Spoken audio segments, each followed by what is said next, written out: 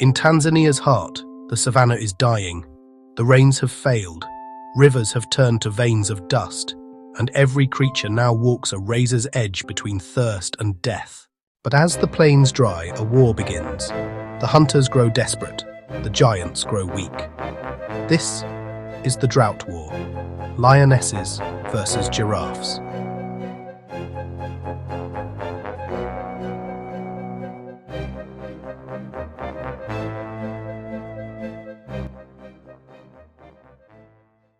The land itself is dying. The sun has scorched the earth, leaving a mosaic of cracks and sun-bleached bones. The river is a ghost, its memory a scar of dust. For the Vumbai pride, each dawn is a reminder of their slow starvation. The matriarch, her ribs a map of hardship, leads her sisters through the brittle grass. Their once mighty roars have dwindled to weary breaths. The future of their lineage rests on a knife's edge, embodied by the faint, rasping cough of the youngest cub, too weak to even cry for milk that isn't there. Hunger, a relentless predator, drives the sisters of the savanna. For weeks their hunts have failed. They remember a time of plenty, when the rains painted the plains green and the herds were a moving feast. But the gazelles vanished with the water. The great herds of zebra migrated north, following the promise of distant storms. Now, every scent is a false promise, every stalk a drain on their dwindling reserves. The ghosts of failed hunts haunt their waking moments. With familiar prey gone, a terrifying calculus of survival emerges. Now the lionesses stalk a different kind of prey, larger, stronger, deadlier. Through the heat haze they appear, the giraffes.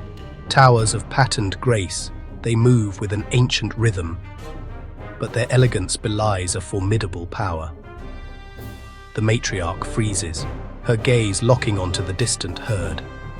In her eyes, a battle rages, the instinct to preserve her family against the colossal risk.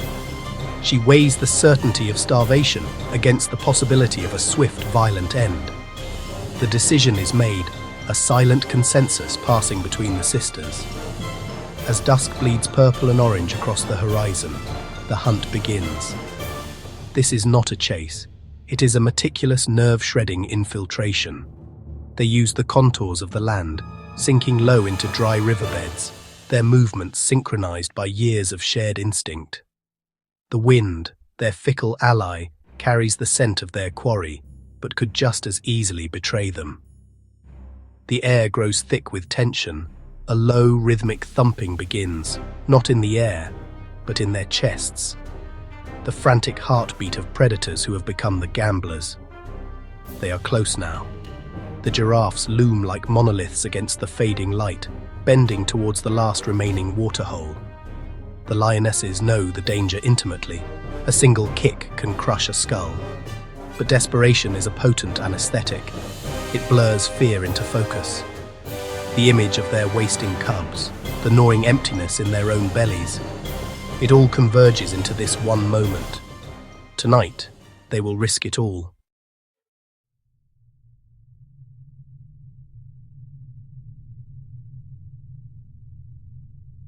The tallest eyes on Earth now scan for shadows below. Giraffes have survived centuries of predators, but drought weakens even giants. The calves can barely stand. The adults risk everything to drink, for when they bend, they are most vulnerable.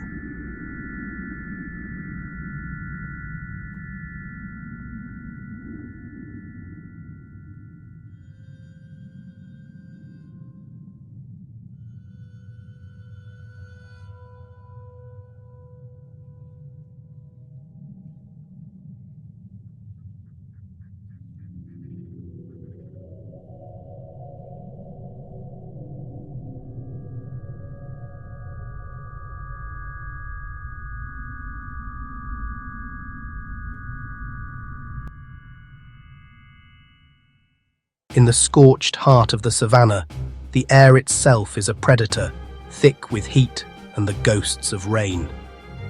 For the pride, Every sunrise is a question of survival, and today, the answer lies hidden within a tower of giants. The hunt begins not with a roar, but with a whisper of movement, a silent understanding passed between sisters of the dust. This is an ancient ballet of hunger, choreographed by generations of instinct. Strategy replaces strength.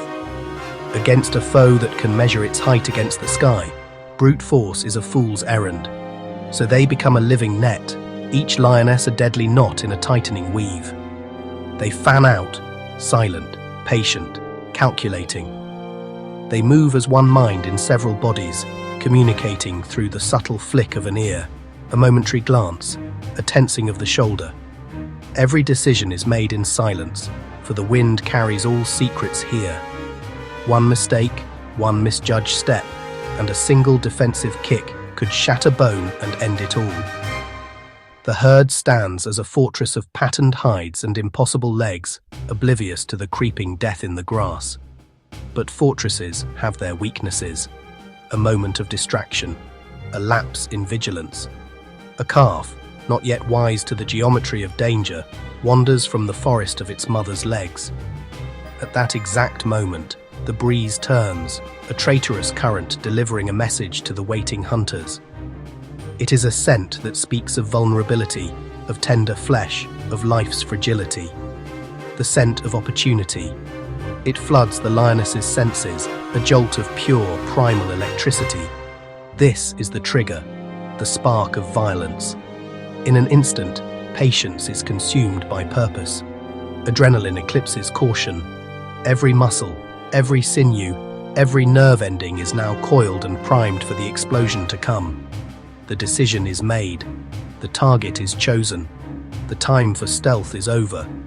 The savanna holds its breath and then shatters. It is a detonation of dust and muscle. The led lioness covers the ground in impossibly long, low strides, a tawny missile aimed at the heart of the herd. The giraffes, startled from their placid meal, react with a chaos of their own, their long legs churning the dry earth into a storm. But this is not random panic, it is a calculated assault. The flankers emerge, their purpose not to kill, but to scatter, to confuse, to isolate. Two worlds collide, grace against fury, height against hunger. The elegant defense of the giraffe, a dance of devastating kicks, meets the relentless, synchronized attack of the pride. This is where the battle is won or lost. One lioness latches on, her weight a dragging anchor. Another goes low, risking everything to unbalance the giant. In the grip of the drought, there are no safe giants. The weak and the strong, the hunter and the hunted, are all bound by the same desperate thirst, the same gnawing hunger. Here, in this maelstrom of dust and desperation, the brutal arithmetic of the wild is calculated. A life for a life, a death to feed a family. As the dust begins to settle, it lays a shroud over the struggle, leaving only the echoes of the fight hanging in the twilight air. The savanna does not pass judgment. It simply bears witness to the eternal, violent cycle of survival.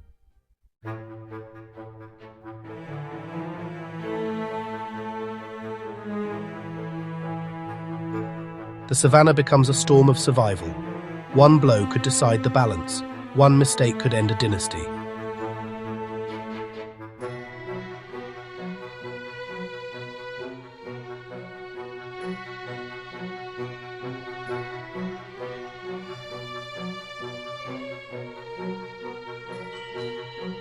Failure means hunger.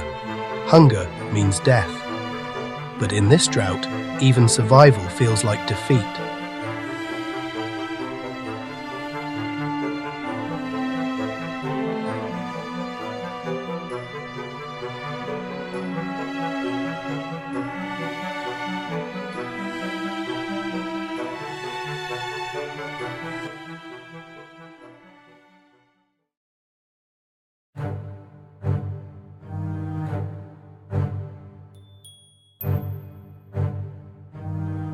Life feeds on life. The calf's loss becomes the pride's survival, yet the drought spares no one. water vanishes, disease spreads. Each victory only buys another sunrise.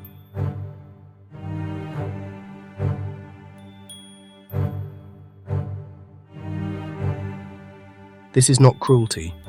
It is the law of a world without mercy.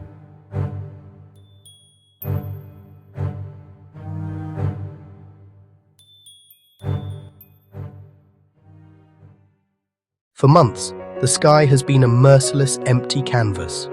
The sun, a tyrant. The earth, a cracked and broken vessel, holding only the memory of water.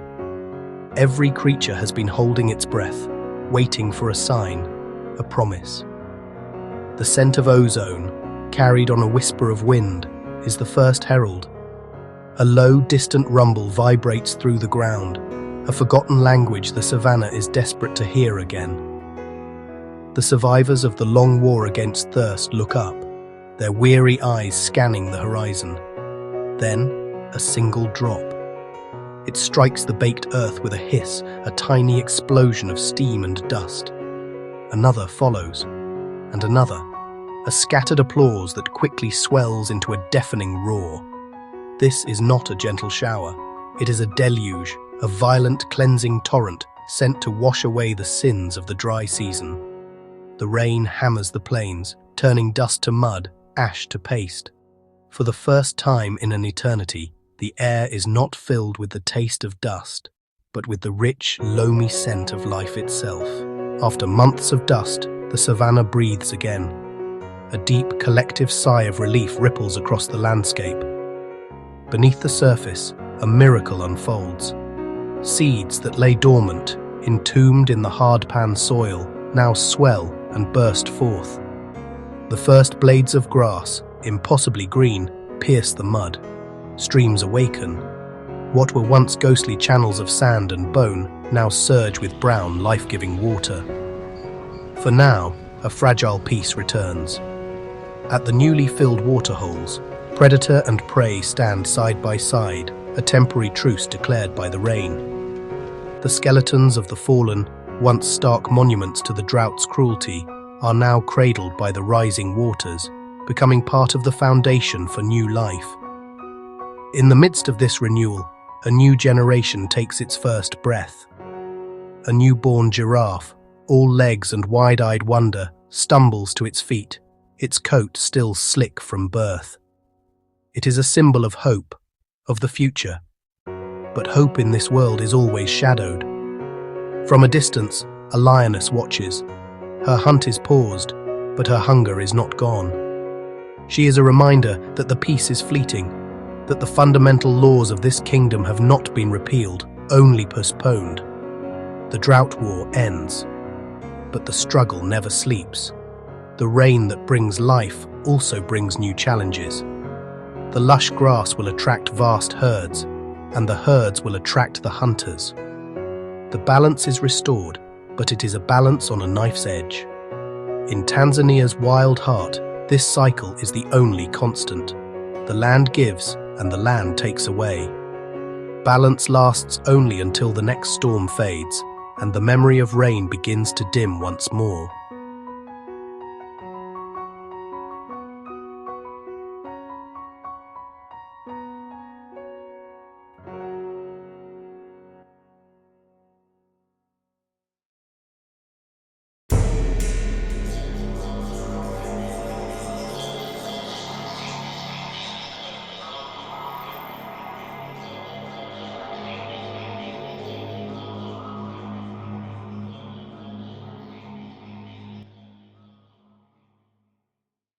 This thriller version is meant to make the viewer feel the Savanna's tension, like watching a battle between legends, not just animals. Every roar, every heartbeat, every footstep carries a sense of consequence. If you enjoyed this documentary, please like, subscribe and share to support more wildlife stories.